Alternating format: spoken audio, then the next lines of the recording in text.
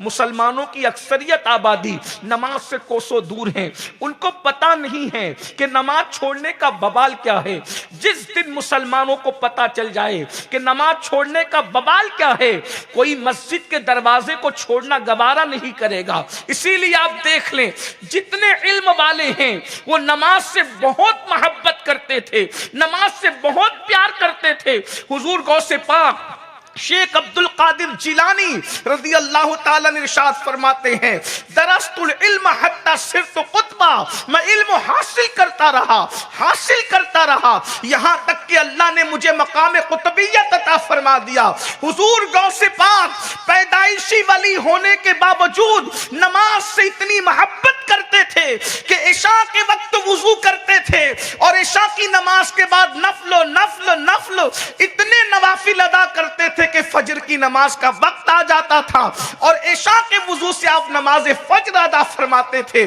آپ اندازہ کریں یہ کیوں تھا؟ انہیں پتا تھا کہ نماز میں ملتا کیا ہے، انہیں علم تھا کہ نماز کی برکتیں کیا ہے، انہیں علم تھا کہ نماز کی فضیلتیں کیا ہے، انہیں علم تھا کہ نماز چھوڑنے پر وعید کیا ہے۔ میں یقین کے ساتھ کہتا ہوں جس دن نماز ترک کرنے کا وبال اس قوم کو پتا چل جائے، علم آ جائے کہ نماز چھوڑنے کا وبال کیا ہے، وہ کبھی نماز نہیں چھوڑیں گے۔ علم نہیں ہے اس لیے نماز سے کوسوں دور ہیں۔ آئیے میں آپ کے سامنے چند احادیث رکھتا ہوں، آپ کو پتا چلے گا۔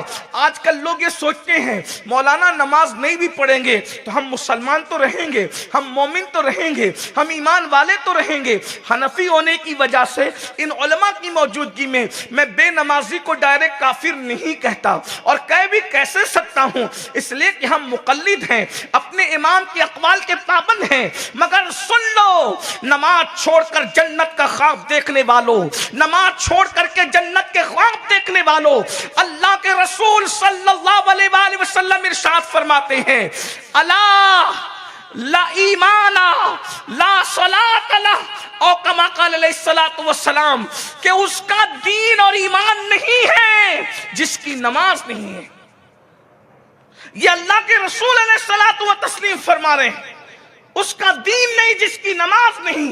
اب آپ مجھے بتائیں اللہ کے رسول صلی اللہ علیہ وآلہ وسلم اس کو بے دین قرار دیں جس کی زندگی میں نماز نہیں ہے، لیکن لوگوں کے پاس اس کا علم نہیں ہے۔ بلکہ ہمارے امام سیدنا امام اعظم ابو حنیفہ تو یہاں تک فرماتے ہیں جو نماز میں سستی کرتا ہے مجھے ڈر لگتا ہے کہ جب وہ مرے گا تو کافر ہو کر کے مرے گا۔